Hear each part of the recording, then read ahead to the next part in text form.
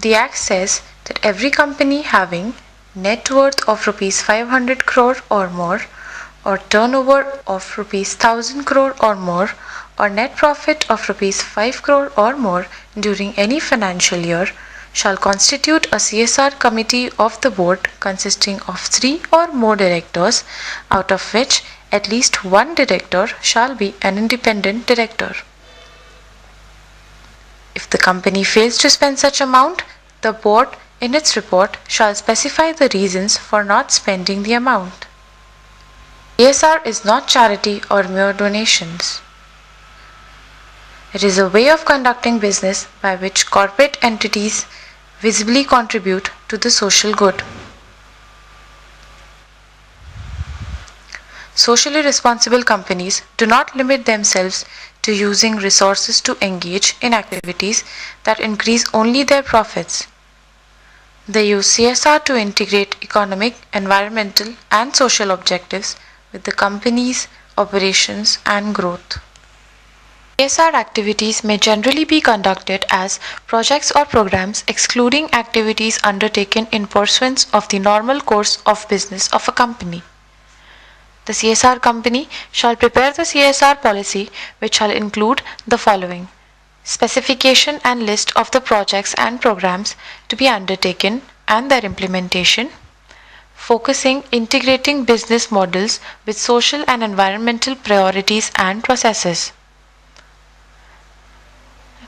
Corpus would include 2% of the average net profit, any income arising therefrom, surplus arising out of CSR activities.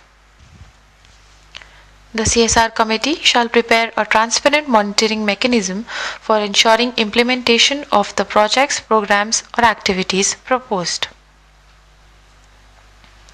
Implementing agency, which is registered as a trust or any other form of entity operating within India, shall need to specify the projects, programs to be undertaken by such an organization for utilizing funds provided by it, establishing a monitoring mechanism to ensure that the allocation is spent for the intended purpose only. A company may also implement its CSR programs through trust, societies, or companies operating in India which are not set up by the company itself. To include such spends as part of its prescribed CSR spend, companies should have an established track record of at least 3 years in carrying or activities in related areas.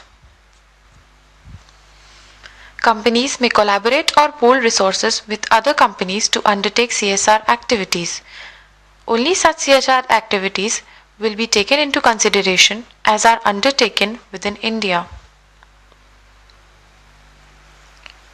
Only activities which are not exclusively for the benefit of employees of the company or their family shall be considered as CSR activity. All companies falling under the provision of Section 135 of the Act shall report in the prescribed format the details of the CSR in the Director's report and in the company's website. CSR activities shall include eradicating extreme hunger and poverty, promotion of education, promoting gender equality and empowering women, reducing child mortality and improving maternal health, combating HIV virus, acquired syndrome, malaria and other diseases, ensuring environmental sustainability, employment enhancing vocational skills, social business projects, contribution to the Prime Minister's National Relief Fund or any other fund for the welfare of underprivileged. In brief, the companies would need to outline their CSR policy, broad areas of CSR interest, give an overview of activities proposed to be undertaken, indicate the web link, state the composition of CSR committee, and utilize a threshold limit of 2% for CSR expenses.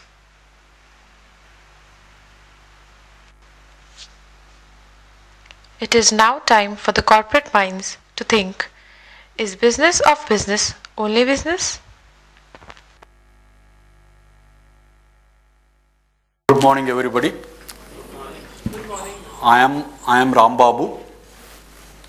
and I will moderate this panel. We have all assembled today to discuss the New Companies Act, the CSR provisions within that, and the rules that are recently released, and they are all being discussed now.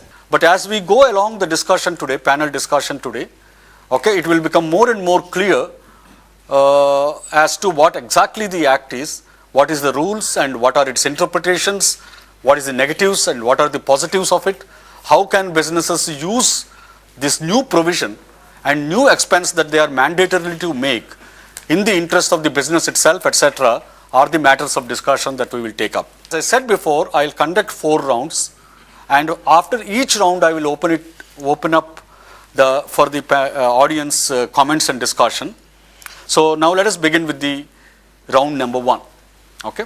We say that the government has relinquished its responsibility, social responsibility. Is it a GSR eliminated and then CSR introduced? This is a question which we need to deliberate. You need to mold the society to get into an acceptance path.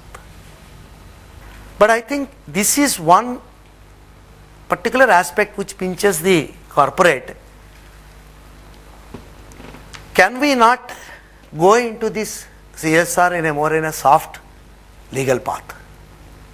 Does it mean the whole world is stupid? We are more intelligent?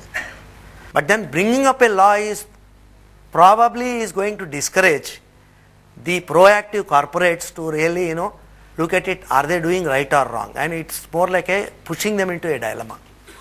That's what I feel. Thank you.